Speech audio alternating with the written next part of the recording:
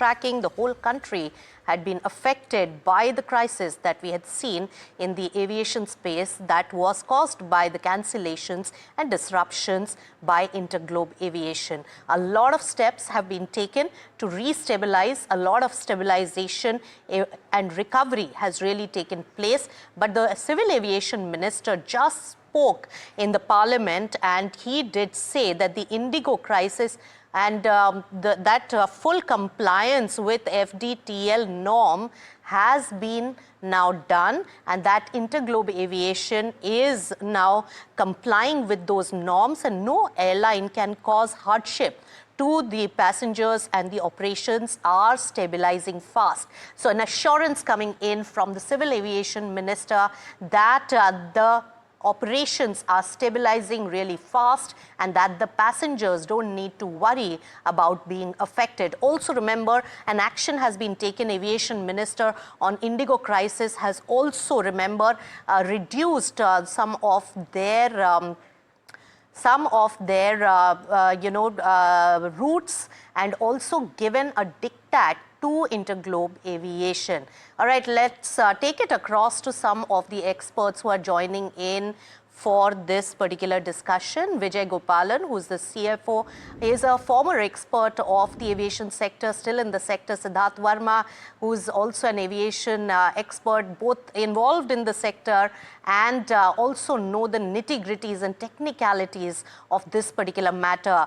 Let me take it across to Vijay first. Vijay, in this particular situation, the steps that have been taken by the government and the proactive measures that have been taken, in how much time do you think that the restabilization recovery will happen, and also to the point of supply being lower than the demand that we have for air travel?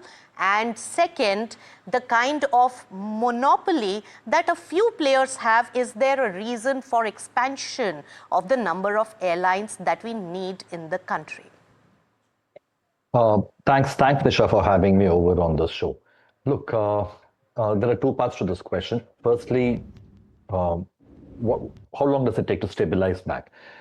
If the FDTL regulations have been rolled back, as it has been rolled back, I think complying with the earlier regulations shouldn't take any time.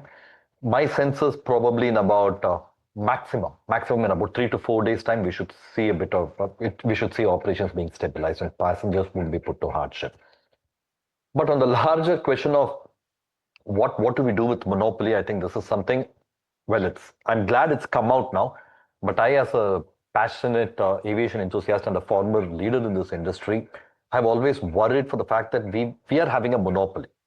And that's definitely not good, but it calls for a much larger conversation, Nisha, because structurally, the question that we need to ask ourselves is, are we as an economy geared to support an aviation industry or investments into aviation? Look at the history and look at the way multiple airlines have folded. And I'm not talking just about Jet Airways and Kingfisher. I'm talking about even take 10, 15 years before that. Take your NEPCs of the world, Paramounts of the world. So that's a much deeper conversation. Structurally, is our economy aviation friendly? And I'm going to leave it at that for now. Right. So very important points made there, Vijay. And let me take our viewers through the most important development that has really taken place today. That is, the DGCA has asked the airline to reduce flights by 5% across the network. And also, IndiGo needs to submit a revised schedule by 5 p.m.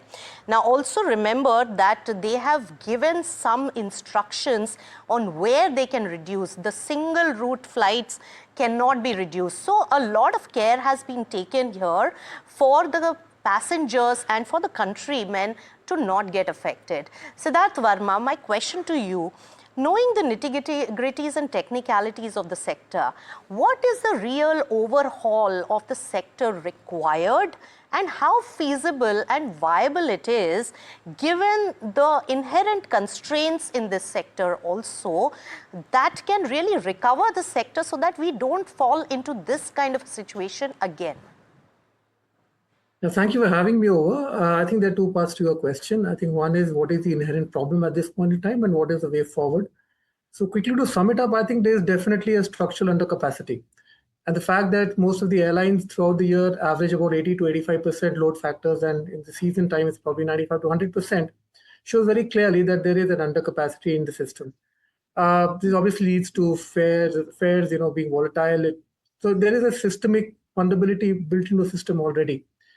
The fact that there are two large players who control 90% of the market, if one has a problem, obviously there's a cascading effect across the networks, across on a pan-India basis, affecting a lot of people.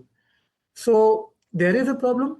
Whether this can be addressed in the short run or the long term is a question that, like Gopalan said, it needs a deeper conversation. But just offhand, I can say that in the short run, yes, capacity can be augmented by the airlines fairly quickly, because you can lease aircraft for a short-term basis on wet lease and take care of the immediate problem. And the other existing operators can take over the excess demand being created by cutting down one particular airline's sort of networks right now. But I think in the larger picture, which coming to the second half of your question, I think it needs to be, the entire ecosystem needs to be addressed, because the challenges are not just in terms of the capacity, which is the number of aircraft. Of course, there's a supply side challenges over there from the OEMs, but also the fact that you have pilot shortages, parking problems at various airports. The government is doing its utmost best to make about 250 odd airports operational by 2030, but we are already looking at 5 years from now. So to expect that all this can sort of a new airline can come in the next 2-3 months or 6 months or 1 year with maybe 20, 30, 40 Boeings or Airbus 320s is going to be challenging. I think it's going to be a step-by-step process, which will probably pan out from the next 3 to 4 years. Right. So 3 to 4 years is required, but for the larger good, that's not also a very long time, while restabilization efforts have been proactively taken right now. So let's be positive about this development. But Vijay Gopalan, what are the structural changes that are really critical right now? In fact, the availability and also the training of pilots is one of the key issues here. What is the ground reality on that? I think Sidharth made a brilliant point there, and I completely agree with Sidharth on that. Look, if I were to start, and given that I'm a finance person and I look at things from a cost perspective, why don't players really want to come and invest in an Indian airline company? Firstly, the fuel costs. In any airline company, fuel costs constitute more than 50% of the total cost pie. In India, the taxes on the fuel costs are not governed by GST, but it's left to the individual states. While in some states, the taxes are lower, but in all the main states where the traffic is high, the taxes are probably as high as even 30% in some cases, which is massive. Secondly, about 70 to 75% of my cost payout happens in dollar. Now, if my rupee to dollar forex is not stable and if it's constantly depreciating, then to that extent, my costs are going to be significantly higher, and my hedging cost is going to be higher, and that structurally weakens this industry. Needless to say, my pilots, crew availability, the training infrastructure needs significant revamp. I don't think we as a country are really geared to be able to supply to the kind of demand that the industry has for pilots. And I'm not even getting into the slots approval, the route approval, the kind of approvals that is needed for networks, and whether our airports are inherently constrained from being able to truly compete with some of the other global players. So this needs a bit of a step back. We need to zoom out and probably take a step back to press the reset button.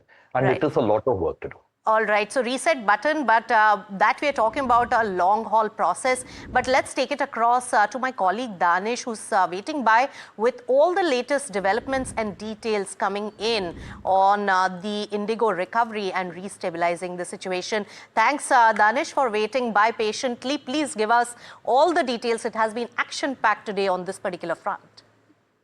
Well, that's correct. The DGCA has issued instructions to IndiGo that they have to reduce their flights by 5%. So, which means that out of 2,300 daily flights, IndiGo will have to reduce flying on 115 flights. And sources are telling us that the DGCA is cleared to IndiGo that they cannot cut the number of flights on those single routes where IndiGo solely flies to. And for example, there are several routes on the northeast side of India that where we find IndiGo is the sole operator. So these are the certain routes where IndiGo cannot cut its number of flights. Rather, it has been asked to cut the number of flights on high demand and high frequency routes. Well, why is this happening? Because over the past, we have observed that IndiGo, which is a monopoly per se, they used to bunch a lot of flights together in one particular point in time. Just for example, if Akasa was flying from Delhi to Mumbai at 9:15 a.m., we would have seen that IndiGo has flights before 9:15 a.m. as well as post 9:15 a.m. so that the customer gets a lot of choice. And usually these several flights don't have that enough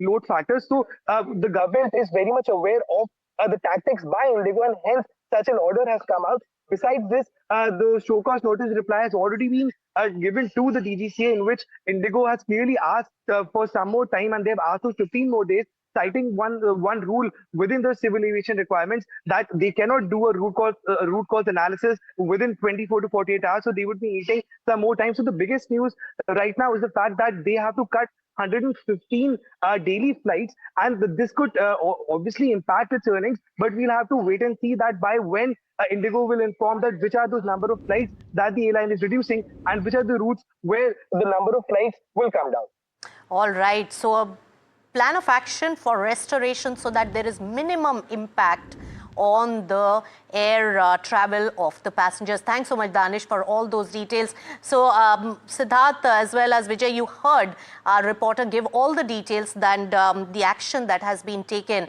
Vijay, first to you, what the government needs to do to clear out this particular sector and make it much more in terms of serving the passengers and also gain the confidence of the people of the country in terms of giving an uninterrupted air experience? Nisha, there are so many things we can do, but for paucity of time, I'm probably just going to give you one or two that comes to my mind. First of all, the civil aviation rights for passengers needs to be really educated to everyone. I think today a lot of them do not even know what their rights are when it comes to cancellations, when it comes to delays. What is the service that they're definitely supposed to be receiving? Are they receiving it? I think the moment passengers know the rights, a lot of these airlines will definitely pull up their socks and enhancing the experience for passengers to be able to fly. I think that's the first one. Secondly, I think the cost rationalization, the government needs to come up with a solution for that so that you get a lot more investors who are willing to participate in this industry and give the choice that the passengers of our country genuinely deserve. We are like a European Union. I mean, we are massive. But to then think that only 2 airlines are running this entire country is a bit disheartening. So I think we need to revisit some of those structures to ensure that investors have the confidence to come and invest in our country. That's right. A very good point made there, Vijay, that, duopoly or monopoly doesn't work in these critical sectors. So, Sidharth, my question to you, if the government is looking at opening up the sector for a lot more investment and new airlines to come, how viable and feasible it is, and are there investors and, businessmen like yourself who would be looking at this particular sector? See, there are again 2 aspects to this. One is, of course, when you talk about airline, I think most of us ever do the large airlines doing the metro routes, they flying the Airbuses and the Boeings and all that. So that's one aspect of it.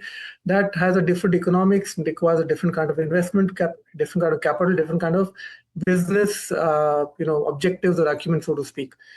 But there's also another side to the story. I think the real growth now, and India is growing at 8 to 9% per annum in terms of aviation. But I think the next large chunk of growth is not going to come from the metro routes, which are anyway saturated if you look at it.